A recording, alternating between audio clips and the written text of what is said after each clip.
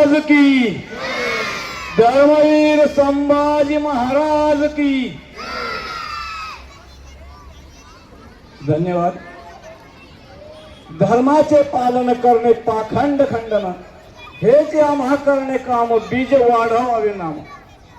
तीक्ष्ण उत्तरे हाती घेऊन पान फिरे, नाही रीडहार तुका म्हणे साना थोर. जगद्गुरु तुकोबारायांनी धर्माचं पालन करणे हे प्रत्येक जीवाचं आद्य कर्तव्य आहे, हे या अभंगातून सांगितलेलं आहे. आज या ठिकाणी विशाल हिंदू संमेलन आहे.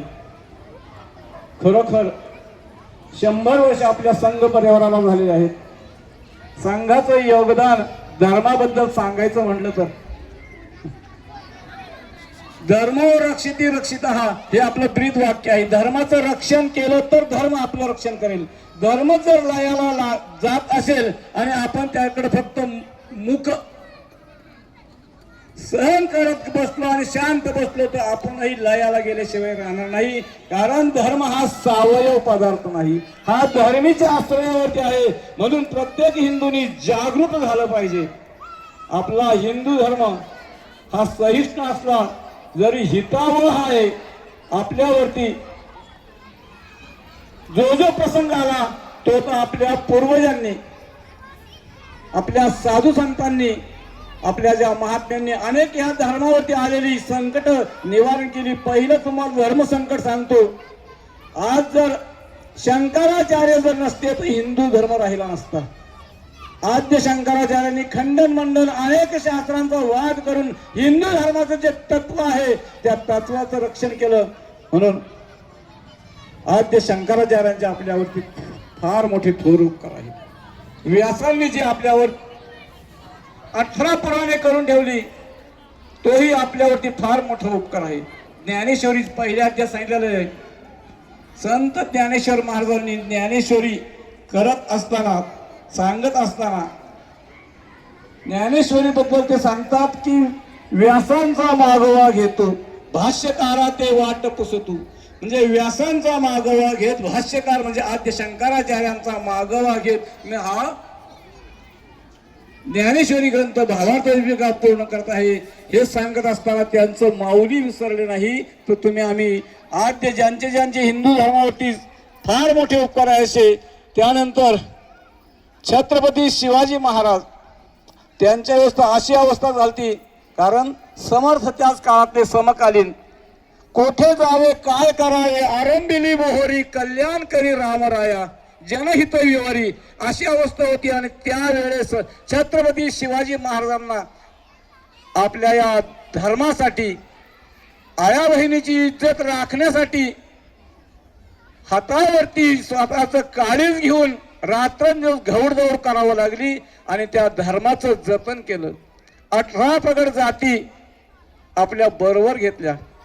पहा, त्यांनी सार थोर हे मानलं नाही, कर्तव्य पाहिलं. त्यातला एक दृष्टांत सांगतो. छत्रपती शिवाजी महाराजांचं सैन्य भर पिकतनं चाललं होतं. त्या ठिकाणी एक खोडकर मुलगा माझ्या मामाच्या शेतातून चालले, माझ्या पिकाचा नाश करतो म्हणून त्या मावळ्यांना एक एक ढेकळ्यात आडवं पाडलं. आडवं पाडल्यानंतर छत्रपती शिवाजी महाराजांना समजलं आपल्या मावळ्यांवरती हल्ला झाला. छत्रपती शिवाजी महाराजांनी ते मावळे गेल्यानंतर अपमान मानला नाही की माझ्या मावळ्यांवरती हल्ला केला. अरे ते पोरग कोण आहे, त्याला बोलावून घ्या.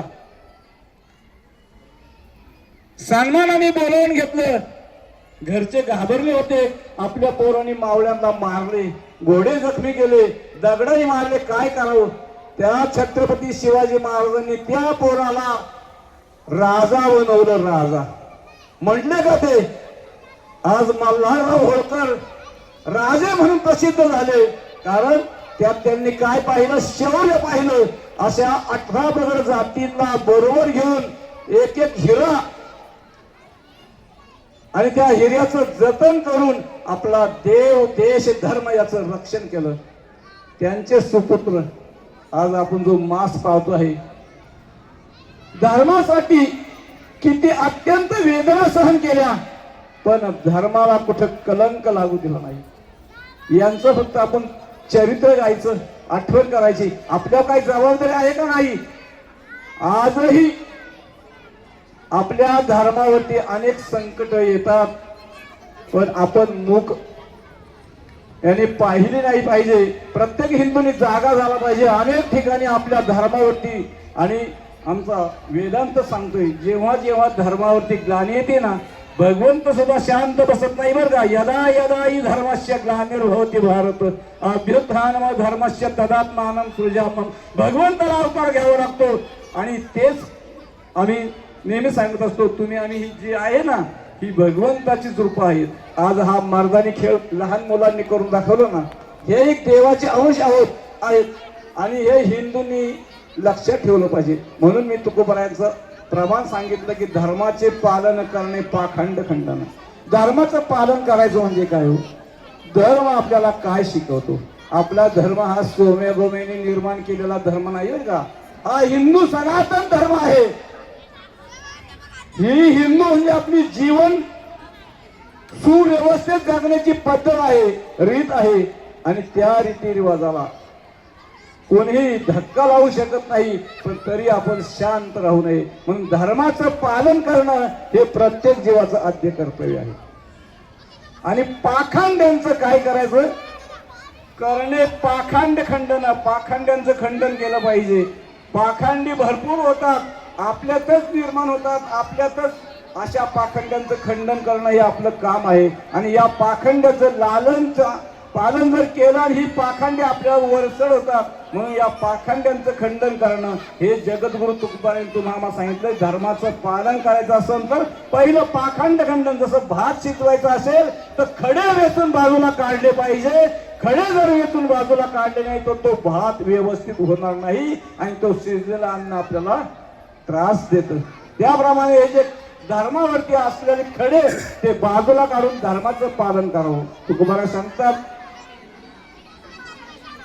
तीक्ष्ण उत्तरे. जगद्गुरु तुकोबारायांनी गाथा जर पाहिजे ना, खरोखर महाराजांनी काय केलं, ज्या अंधश्रद्धा होत्या ना आपल्या हिंदू धर्मात, अनेक अंधश्रद्धा होत्या, त्या मोडून काढल्या. जातीपातीचं राजकारण जे होतं ना ते मोडून काढलं. कारण एक प्रमाण देतो, विष्णुमय जग वैष्णवांचा धर्म, भेदाभेद भ्रम अमंगल, याच्यावरती पहिलं खंडन केलं. कारण भेद आणि अभेद याचं खंडन करून सांगितलं हे अमंगल आहे. मग काय करायचं? हे संपूर्ण जगत विष्णुमय जग वैष्णवांचा धर्म. मगाशी मी ऐकलं, वसुधैव कुटुंबकम, म्हणजे हे विश्वच आपलं कुटुंब आहे. माऊली सांगतात ना, हे विश्वाची माझे घर, ऐशी मती जायाची स्थिर, किंबहुना चराचर आपणची झाला. या न्यायाने धर्माचं पालन करणं हे आपल्या हिंदू धर्मातील प्रत्येक हिंदू बांधवाचं आहे. ते एक संघटना करते, बजरंग दल आहे, आपल्या काही हिंदू संघटना, त्यांच्यावरती सोपवलं असं नाही. कारण संस्कार आपले बिघडत चाललेले आहे.